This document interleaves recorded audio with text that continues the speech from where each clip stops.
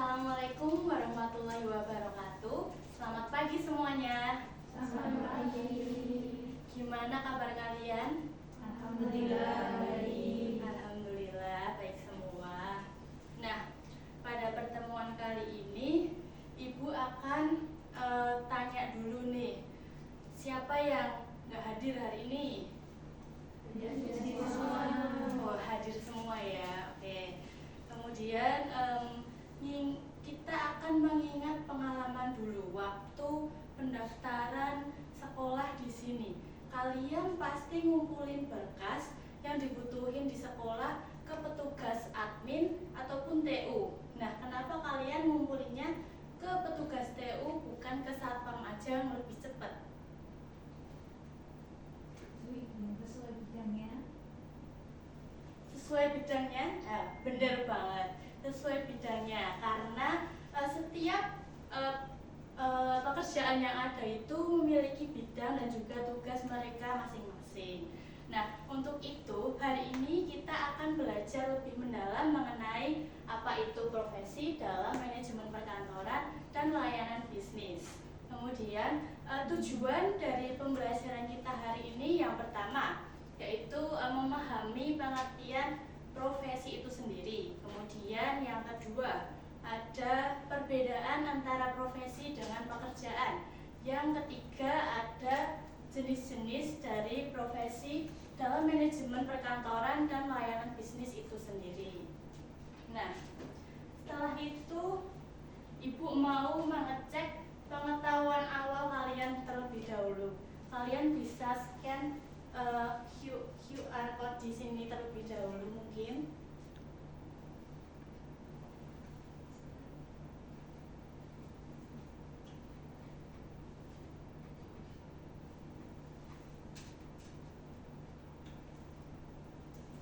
Udah semua?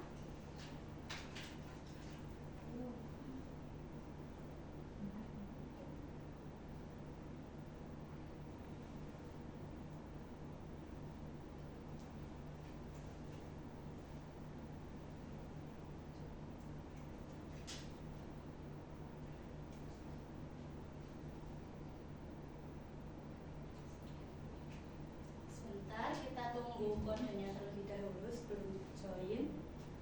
Nah, jika udah masuk bisa tulisin PIN yang ada di layar ya.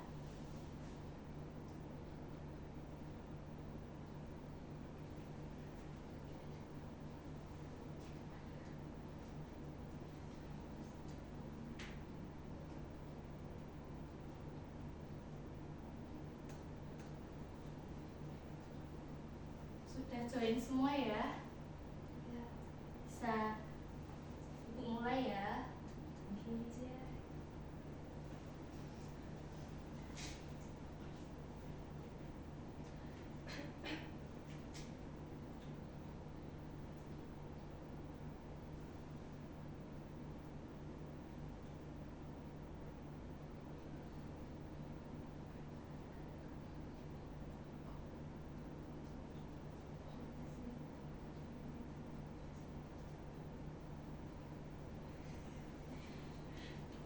Keren banget.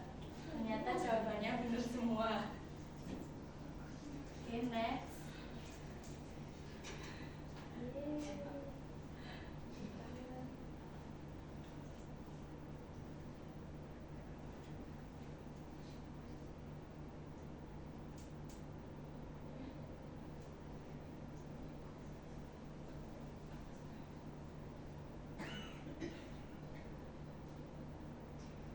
Wah, ternyata dilihat dari hasil pretest hari ini, ternyata kalian udah punya bayangan mengenai apa itu profesi itu sendiri ya.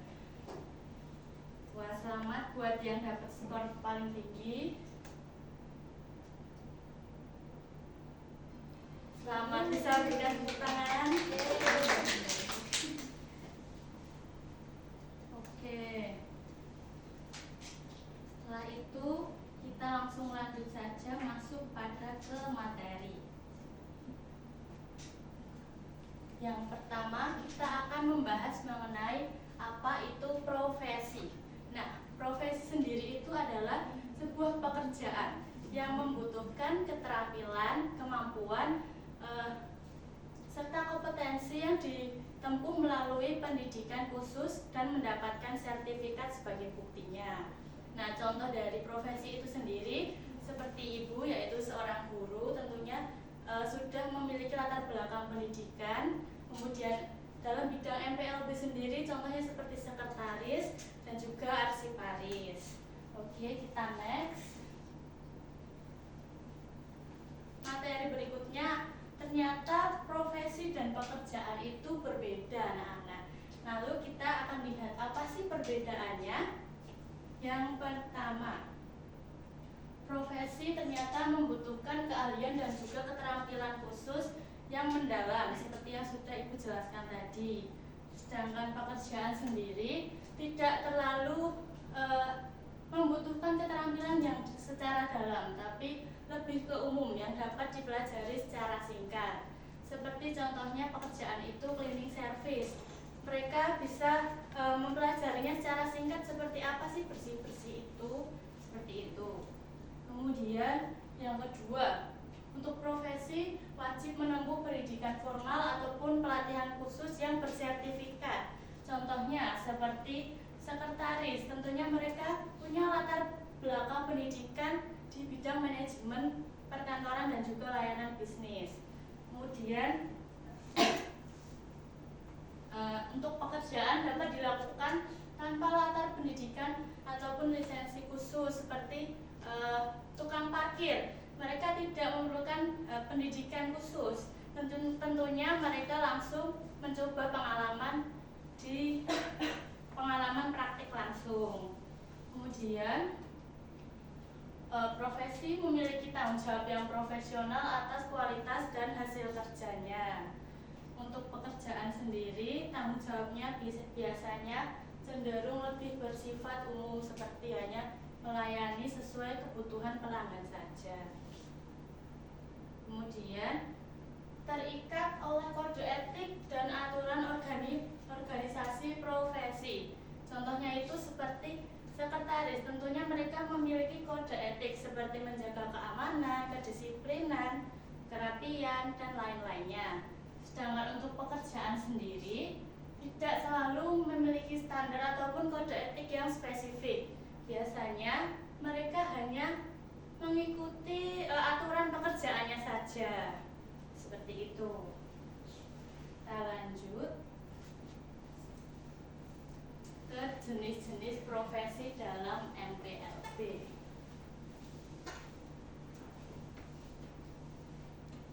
Yang pertama ada the front line, yaitu khusus di pelayanan dan administrasi langsung. Nah, di sini yang pertama itu contohnya ada admin perkantoran. Tugasnya itu mengurus dokumen dan juga kegiatan administrasi sehari-hari seperti surat menyurat, pengadaan alat tulis, dan lain-lainnya. Pasti kalian sudah tahu kan admin perkantoran itu seperti apa? Tahu. Nah, oke, kita lanjut. Yang kedua ada customer service. Tugasnya melayani dan membantu menyelesaikan masalah pelanggan. Biasanya berurusan pada masalah-masalah yang memang perlu diselesaikan secara mendalam. Kemudian ada resepsionis, yaitu melayani dan membantu menyelesaikan. Mohon maaf, di sini terjadi kesalahan penulisan. Untuk resepsionis sendiri itu tugasnya yaitu menyambut tamu yang sedang datang. Jadi seperti resepsionis yang ada di hotel-hotel seperti itu. Kemudian selanjutnya ada the koordinator ataupun manajemen dan komunikasi. Yang pertama ada sekretaris, seperti tadi yang sudah saya jelaskan. Tugasnya sebagai asisten pimpinan dalam mengelola kantor dan sebagai penghubung antara pimpinan dengan pihak luar, seperti itu. Kemudian ada manajer ataupun HRD, yaitu mengelola segala urusan perkantoran seperti mulai dari perekrutan, kemudian penginputan data-data karyawan hingga gaji-gaji oleh karyawan. Lalu ada admin media sosial. Tugasnya itu mengelola interaksi antara pelanggan melalui media sosial serta melakukan promosi-promosi oleh perusahaan yang dibutuhkan melalui media-media sosial yang sudah disediakan oleh perusahaan itu sendiri. Lanjut. Kemudian ada support system, yaitu data dan operasional. Yang pertama ada arsiparis. Arsiparis ini tugasnya tentunya kita tidak asing, yaitu mengelola dokumen dan juga menjaga dokumen agar mudah ditemukan kembali saat dibutuhkan. Kemudian ada staf administrasi keuangan, yaitu mencatat transaksi rutin hingga membuat laporan keuangan perusahaan. Lalu selanjutnya staf administrasi logistik. Mohon maaf terjadi kesalahan penulisan lagi, yaitu tugasnya itu mengelola keluar masuk barang dan dokumen pengiriman yang diperlukan oleh perusahaan, seperti barang-barang pemasok yang dibutuhkan, seperti itu. Kemudian dan yang terakhir contohnya ada data entry, yaitu tugasnya mengelola dan juga memperbarui informasi ataupun data dari perusahaan melalui komputer ataupun aplikasi perkantoran seperti Excel, seperti itu. Nah, jadi hari ini materi kita hari ini. Sebelum itu ada yang mau bertanya? Boleh, Siva? Ibu izin bertanya, kan dalam berprofesi atau bekerja itu pasti memiliki etika. Mungkin dari beberapa kategori tersebut, apakah etika-etikanya berbeda-beda atau sama seperti itu? Baik, pertanyaan yang bagus, Siva. Untuk etika dari masing-masing profesi ini sendiri pastinya berbeda-beda tergantung perusahaan. Tapi dalam pekerjaan ini tentunya terdapat kode etik dalam perundang-undangan mungkin yang sudah mengatur seperti bisa menjaga kerahasiaan perusahaan, disiplin, kemudian menjaga penampilan, seperti itu. Apakah sudah menjawab? Sudah Ibu, terima kasih. Baik. Sekarang saya ingin bertanya. Setelah mempelajari materi ini, kira-kira seorang sekretaris itu apakah bisa disebut sekretaris hanya belajar dari YouTube saja? Tidak. Kira-kira alasannya kenapa ya? Karena sekretaris itu dari penjelasan yang Ibu jelaskan tadi termasuk profesi. Profesi itu perlu belajar lebih dalam dan juga perlu sertifikasi dan lain-lainnya itu. Wah, pinter banget. Tepuk tangan. Keren banget. Sekarang Ibu mau ngetes kalian setelah mempelajari materi ini. Apakah kalian sudah mulai paham dengan mengerjakan post test? Bisa di-scan lagi.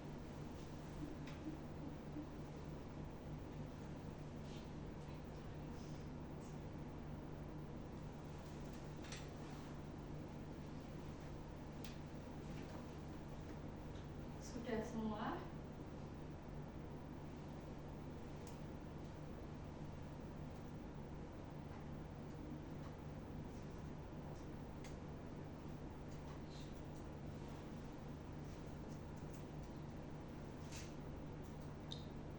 Bisa masukin kode yang ada di layar ya anak-anak.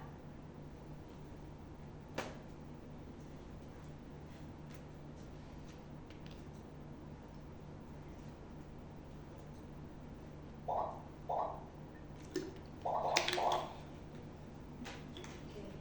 bisa dimulai ya.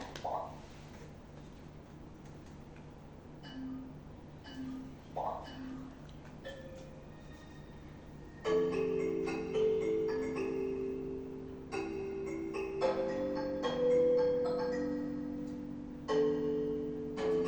sebentar.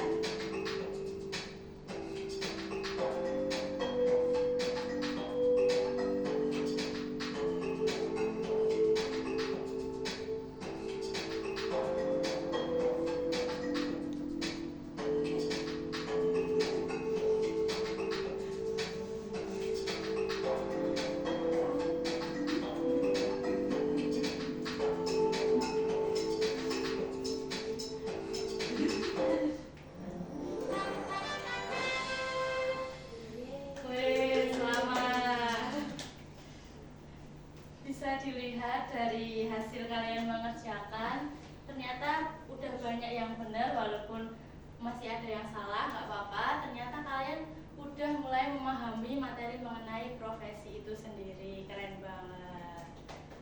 Tepuk tangan.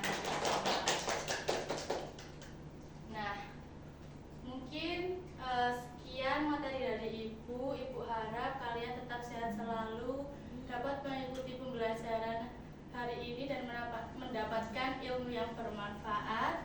Dan sampai jumpa di pertemuan selanjutnya, kita akan membahas materi tentang etika profesi. Sekian pembelajaran Ibu kali ini. Terima kasih. Terima kasih kembali. Terima kasih Ibu.